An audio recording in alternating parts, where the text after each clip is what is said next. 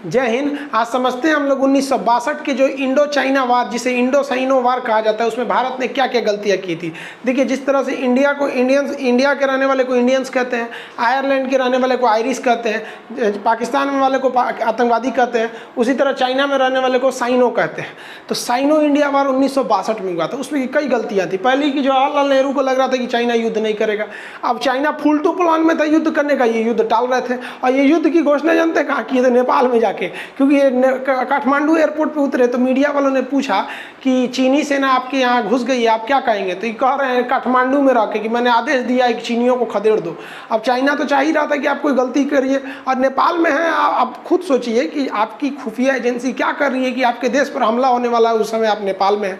और कृष्णा मेनन उस समय लंदन में थे। हद है भाई, रक्षा मंत्री लंदन में है, प्रधानमंत्री नेपाल में। युद्ध होगा ही, थोप दिया उसने।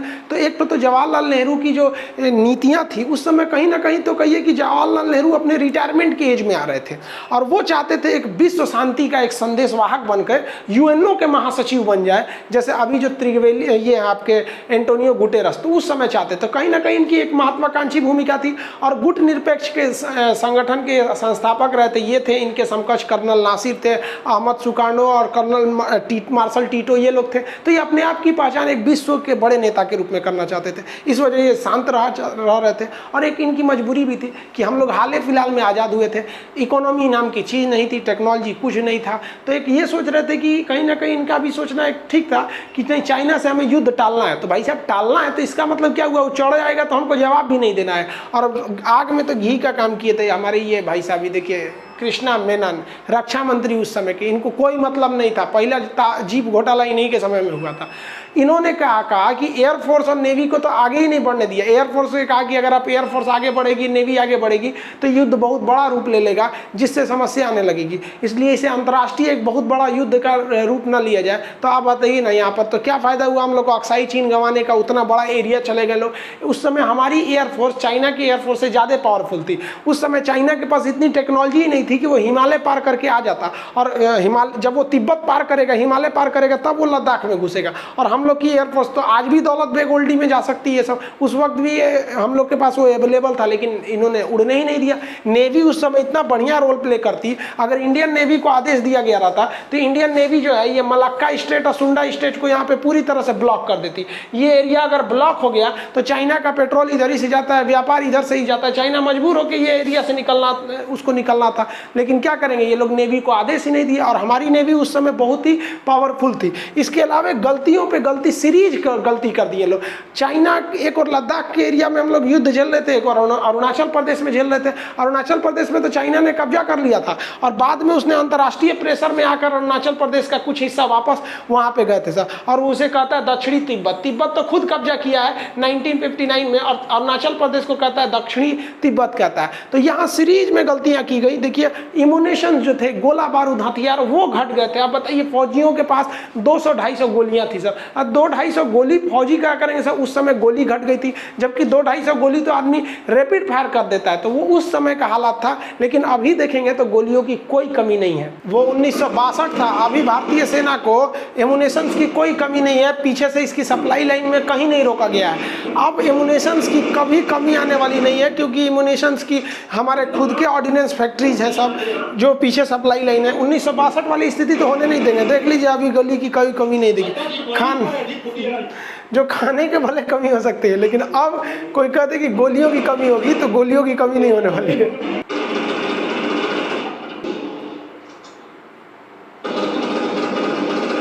1962 में जब हमारे फौजियों के लिए गोलियां घट गई थी, तो वो बंदूक के आगे जो बैनेट लगा होता है, जिसे हम संगीन कहते हैं, ये बैनेट से लड़ाई लड़ रहे थे सब। सोचिए, वहाँ चाइनीज सब धड़ाधड़ पहुँच रहे थे सर। उनकी डिविजन्स की फौज पहुँच गई थी, और हमारी फौज को पहुँचने में काफ़ी समस्या आ रही थी। इसके अलावा जो हमारी फौज झेल रही थी, वो बैकअप सपोर्ट को, चाइना के पास आर्टिलरी का बैकअप सपोर्ट बहुत बड़ा था। उनके पास टैंक और तोप पीछे से आर्टिलरी सपोर्ट कर रही थी, और हम लोग के पास आर्टिलरी सपोर्ट के लिए कोई नहीं था। और उस समय जो अरुणाचल प्रदेश के एरिया में लेफ्टिनेंट जनरल थे, वो जवाहरलाल नेहरू के रिश्तेदार ठहरे थे। अब इनकी ये खराबी क्या थी, लेफ्टिनेंट जो जनरल थे उनको रिपोर्ट किसको करना चाहिए, जनरल को, कि क्या समस्या है, तो डायरेक्ट नेहरू को करते थे। तो एक लैक हो रहा था बीच में, जो अब नहीं देखा जाता है। हाल सोचिए 1962 का क्या था कि जब वो गए थे अरुणाचल प्रदेश स्थिति को देखने के लिए, तो वहां देखे कि सैनिक सब बर्फ में धंसे हैं। तो वो कहें कि मेरी तबीयत गड़बड़ है, हम जा रहे हैं दिल्ली इलाज करने, और आप लोग जब तक स्थिति को संभालिए। वहां हमारे ब्रिगेडियर किडनैप हो गए थे गोली खत्म होने की वजह से। और भाई अगर आपकी तबीयत खराब है तो आप एम्स में ना एडमिट होइएगा, वहां से आए अरुणाचल प्रदेश में और अपने घर चले गए। लेकिन अभी देखेंगे तो स्थिति उल्टी है। अभी पूरी हमारे वहां से थल सेना प्रमुख भी गए हैं, वायु सेना प्रमुख का भी दौरा चल रहा है, सीडीएस की पूरी जिम्मेदारी है। वहां खुद मोदी जी भी गए बॉर्डर पर साइड पे देखते हुए। वहां पर हम लोगों ने भीष्म टैंक को तैयार कर दिया है। अभी बोफोर्स को पूरा बैकअप में रख दिया गया है कि इस बार हम इस बार युद्धक प्रयास में है कि भाई तुम शुरुआत करो, अब हम नहीं छोड़ेंगे। आप इसका देखें भी, जो हम लोग का जून में जो घटना हुआ था 15 जून की मिड रात में, तो हमारे 20 जवान वीर गति को प्राप्त हुए। हम लोग ने चाइना के उस समय 40 से ज्यादा जवानों को मार दिए थे। चाइना ने भले नहीं बताया तो उसका मतलब नहीं, लेकिन अभी हमारी तैयारियां सही चल रही है। 62 युद्ध की जो हमसे सबसे खतरनाक भारत से गलती हुई थी वो उसके साजो सामान की। हमारे पास ठंड में रहने के लिए इस तरह के कपड़े चाहिए नहीं थे, सामान्य वर्दियां थी। हमारे पास जूते चाहिए थे, आर्मी के बूट प्रोफेशनल, जबकि हमारे पास कैनवास का शूज था जो कपड़े के होते हैं। अब सोचिए इसमें बर्फ में हमारे सैनिक, ठंड से कई सैनिक शहीद हो गए साहब। उनके पास सोने के लिए टेंट नहीं था, वो पेड़ के नीचे सोया करते थे लोग। अब बताइए इन लोग के पास कपड़ा नहीं था 1962 में, और चाइना को ये बात बखूबी पता थी कि भारत की स्थिति क्या है उस वक्त, इसलिए वो चाइना ने जानबूझ के अटैक किया। अब नेहरू जो थे वो डिफेंसिव मूड में थे।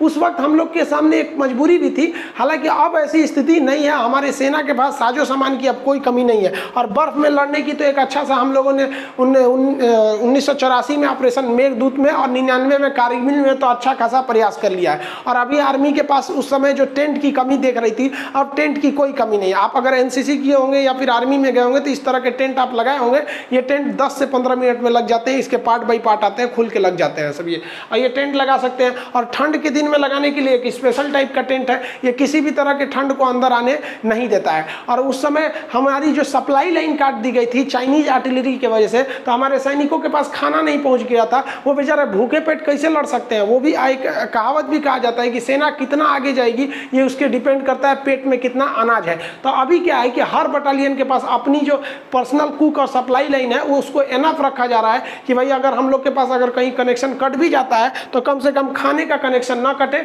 और खाने को भी हम लोग इन्वायरमेंट के हिसाब से देते हैं अब आर्मी में, कि कहाँ कैसा माहौल है उस हिसाब से खाने को बढ़िया दिया जाए। हालांकि देखेंगे तो अभी चाइनीज मीडिया ने कहा था कि भारतीय सेना को खाना नहीं मिल पाता है। अजब हाल है, भारतीय सेना को खाना नहीं मिलता है। कभी किसी पंजाबी से मिलिए वो बिना घी या लस्सी या छाछ के पीवे नहीं करेगा, सोचिए जितना तो 3 टाइम खाता है और उतना नाश्ता कर जाएगा सब। अब इसको लगता है खाना नहीं मिलेगा। हालांकि एक बार हम लोग इसका खामियाजा भुगते थे। लोग कब भुगते थे, तो सेकेंड वर्ल्ड वार में। सेकेंड वर्ल्ड वार में हमारी फौज जो थी ना वो लड़ रही थी जापान वार में, तो हम लोग तो गुलाम थे। अब ब्रिटिशर्स हमको ले गए थे, तो हमारी फौज जो थी आसाम रेजिमेंट जा रही थी तो जापान वार में। तो जापान ने क्या किया ना, इंडियन आर्मी की सप्लाई लाइन काट दिया। अब सप्लाई लाइन काट देने से अनाज नहीं पहुंच पा रहा था, तो उनके पास जो स्टोर में था, तो हमेशा सप्लाई लाइन को मेंटेन रखना चाहिए। तो उस युद्ध में क्या हुआ, एक बद्रू राम थे, एक सिपाही थे बद्रू राम, जापान वार में शहीद हो गए। तो मर गए जापान युद्ध में बद्रू राम, लेकिन जो उसका रेजिमेंट की डिपार्टमेंट का काम था उसको नाम काट देना चाहिए ना कि हमारा एक जवान शहीद हो गया,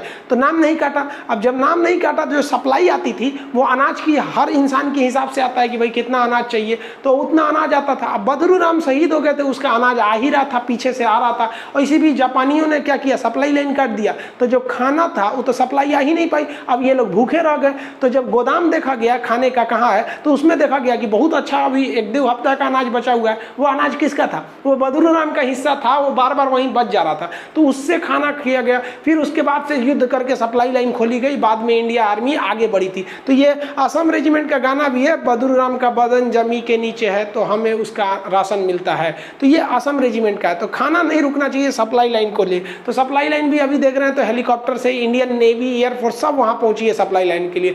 आप सोचिए 1962 में हम लोग की स्थिति कितनी खराब थी। हम लोगों ने जानबूझ के अरुणाचल प्रदेश में और लद्दाख के एरिया में सड़कें नहीं बनाई थी, इस तरह की सड़कें नहीं। अब आप कहेंगे कि क्या पैसे नहीं थे या टेक्नोलॉजी नहीं थी, गलत बात है। उस समय हमारी सोच ये थी सोचिए कि अगर हम सड़क बना लेंगे ना तो चाइना युद्ध करेगा तो उसको आने में आसानी होगी, उससे अच्छा सड़कें मत बनाओ, चाइना घुस नहीं पाएगा। हद है भैया यहाँ पर, उस समय की स्थिति सोचिए। और अभी चाइना से जो मेन विवाद शुरू हुआ है ना, वो सब कुछ लेके इस सड़क को लेकर हुआ है।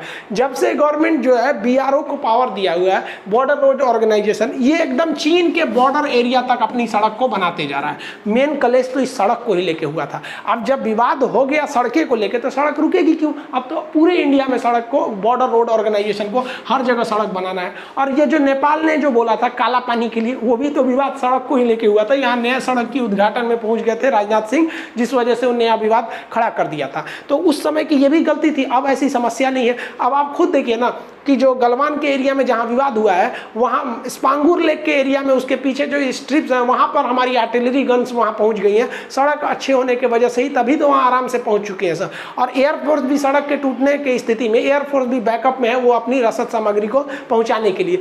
अभी जो चाइना से विवाद चल रहा है, वो मेन शुरुआत इसी इंफ्रास्ट्रक्चर को लेकर हुआ था, जो उस समय बहुत ज़्यादा कमज़ोर था। जबकि अभी देखेंगे तो हमारी पूरी आर्मी पूरी तरह से तैयार है कि भैया तुम रहो, हम देखते हैं तुम्हारा। हमारी आर्मी की 25,000 फौज महज 15 किलोमीटर पीछे खड़ी हुई है कि आप बस आदेश दीजिए, हम लोग आधा घंटा के अंदर पहुंच जाएंगे। उधर चाइना भी रेडी खड़ा हुआ है, तो हम लोग भी खड़े हैं। तो 62 की स्थिति नहीं है।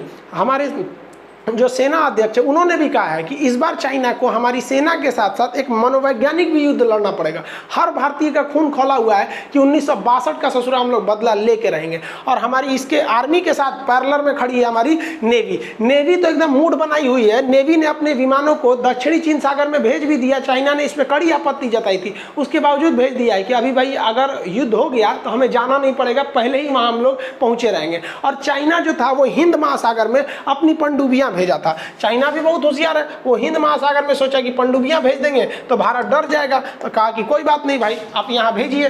चाइना की जो पनडुब्बियां थी यहाँ पे मलेशिया, यहाँ पे मालदीव के पास या फिर पाकिस्तान या हिंद महासागर में, तो हमारा जो नेवी का विमान है P-8I पोसाइडन जो है, ये पनडुब्बी हंटर इसे बोलते हैं, सबमरीन हंटर, इसने डिटेक्ट कर लिया। अब चाइना परेशान है, यार हम पनडुब्बी इसीलिए यूज करते हैं कि कोई उसको देखेगा नहीं, ये पानी के अंदर घुस जाती है। फायदा क्या, जब हमारे विमानों ने उन्हें ट्रैक कर लिया, तो ये भी एक अच्छी खबर है हमारे लिए। और P-8I से समझौता हो ही गया है। और एयरफोर्स तो भाई अपने राफाल को पहुंचा दिया है, एंटी एयरफील्ड वहां गन लगा के रख दिए गए हैं। इस बार हर तरह से धोना है। और नेवी की रोल इस बार महत्वपूर्ण होनी चाहिए, क्योंकि नीचे से चाइना का जो ऑयल शिपिंग लाइन है, मर्चेंट लाइन है, उसको काटना बहुत ज़्यादा जरूरी है। क्योंकि उसकी अर्थव्यवस्था को अगर हम लोग नहीं धोएंगे ना, तो फिर वो आगे बढ़ते जाएगा। उसकी इकोनॉमी बहुत तगड़ी हो गई है चाइना की। देखिए, इस बार के युद्ध अगर होता है तो चाइना को भारत के राष्ट्रवाद का भी सामना करना पड़ेगा।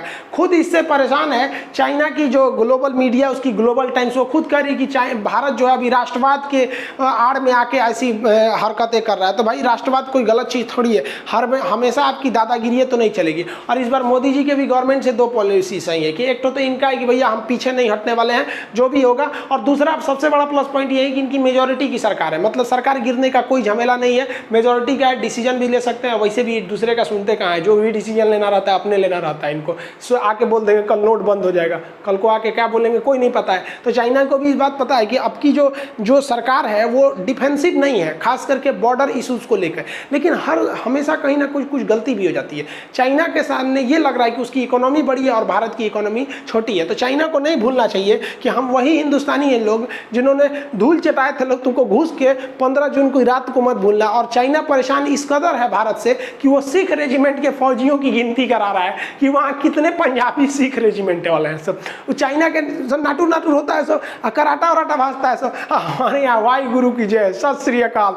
वो 6-6 फीट वाला पंजाबी सरदार लोग 2-2 टोको कांख में पकड़ लेगा तो हिल डुल नहीं पाएगा। अभी चाइना अपने स्पेशल यूनिट लगा के रखा है कि कितने सिख वहाँ तैनात है सब। अब भाई ये लोग की बात क्या पूछना है, ये लोग 1.25 लाख से नीचे बातें नहीं करते हैं लोग, इन लोग से क्या टकराना है। बहुत अच्छा भाई, सैल्यूट करते हैं, सत श्री अकाल, वाई गुरु की जय। धो के आइए भाई, हमारी इंडियन रेजिमेंट की, हमारी आर्मी की हर एक रेजिमेंट अच्छी है। लेकिन खुद सोचिए कि अगर कोई दुश्मन देश आपके रेजिमेंट के बारे में नजर रख रहा है, इसका मतलब वो कितना खासा डरा हुआ है आपसे, और ये डर जरूरी भी है उसको। चाइना एक तरह से देखेंगे तो ग्लोबली वो घिरता जा रहा है। पूरी दुनिया अभी चाइना को देखना नहीं चाह रही, अभी पूरी दुनिया का। लेकिन चाइना के साथ सबसे बड़ा प्रॉब्लम क्या है कि इसकी इकोनॉमी बहुत ज़बरदस्त है, बना लिया है। और हम लोग की सबसे बड़ी प्रॉब्लम क्या है, इकोनॉमी चौपट हो गई है, जिसका कोई हद नहीं। इकोनॉमी को तो एकदम ध्वस्त कर दिया गया हमारे यहाँ पे। अब खुद सोचिए ना, कितना अजीब बात है कि चाइना के नेतृत्व में बनाया गया AIIB बैंक जो होता है, Asian infrastructure development bank.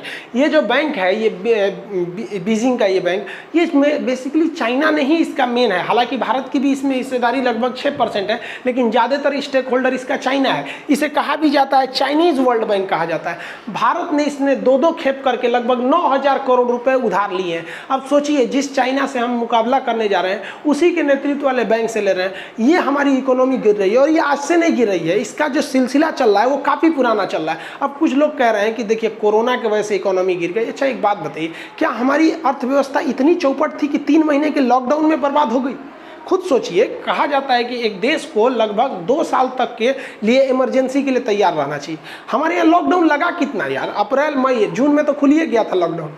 Chanakya जो थे वो बहुत बड़े विद्वान थे, उन्होंने अपने राजा के लिए, मतलब किसी भी साम्राज्य के लिए सप्तांग सिद्धांत दिए थे। उन्होंने 7 बातों को बोला था, जिसे कहते हैं कि सप्तांग सिद्धांत, राजत्व के लिए सप्तांग सिद्धांत। वो क्या था कि पहला कहा गया था स्वामी, यानी देश का जो मुखिया है वो एकदम सुदृढ़ होना चाहिए। तो नेतृत्व में तो किसी को कोई दिक्कत नहीं लगता है कि मोदी जी में कोई दिक्कत है, ऐसा किसी को नहीं लगता होगा कि उसके नेतृत्व में कोई प्रॉब्लम होगा। लेकिन बात समस्या क्या है, आमात्य में। आमात्य कहा जाता है मिनिस्ट्रीज को। अब आप खुद सोचिए, दिल पे हाथ रख के आप ही बताइए, क्या ई मैडम से देश की अर्थव्यवस्था संभल रही है? और खुद से सोच के देखिए कि क्या देश जैसे महत्वपूर्ण अर्थव्यवस्था को ये कंट्रोल कर पा रही है? नहीं है। हम ये नहीं कर रहे हैं कि आप विदेश से लेके आइए, लेकिन बीजेपी गवर्नमेंट है, अपने में ही देखिए, आपके में भी बहुत सारे योग्य होंगे जो अर्थव्यवस्था जैसे महत्वपूर्ण चीज़ों को संभाल सकते हैं। देखिए, राजा के बाद सेकेंड महत्वपूर्ण दिया गया है राजत्व सिद्धांत में किसको? आमात्र को, कि उसके मंत्री अच्छे होने चाहिए। ठीक है, रक्षा मंत्रालय में ठीक है, उनको दिया गया, कोई दिक्कत नहीं है। विदेश मंत्रालय जयशंकर देख लेते, वो भी सही नहीं, बट इनसे नहीं संभाल पाता अर्थव्यवस्था। नहीं तो फिर वही कहेंगे लोग, जब एकदम चौपट हो जाएगा तो कह देंगे यहाँ के कुछ नहीं, 2 मिनट का press conference, this is an act of God. 2 minute में घुसिया जाती है, इनसे कोई सवाल पूछ देता है तो। जनपद होता है, जनपद मतलब क्या होता है? कंट्री। कंट्री के लिए हमारा मार्केट होना चाहिए। हमारा मार्केट पूरी दुनिया में अभी सबसे इमर्जिंग मार्केट है हमारी मार्केट में, तो इसमें हमारे यहाँ कोई कमी नहीं है। अब दुर्ग मतलब होता है इंफ्रास्ट्रक्चर। इंफ्रास्ट्रक्चर को ही लेकर तो सारा बवाल खड़ा हो गया। हम लोग अपना इंफ्रास्ट्रक्चर डेवलप कर रहे थे, गलवान तक मेयर बना रहे थे, दौलत बेग ओल्डी में एयरपोर्ट बना लिए थे, सारा बवाल तो इंफ्रास्ट्रक्चर को लेके हो गया हमारे यहाँ। उसके बाद होता है कोष।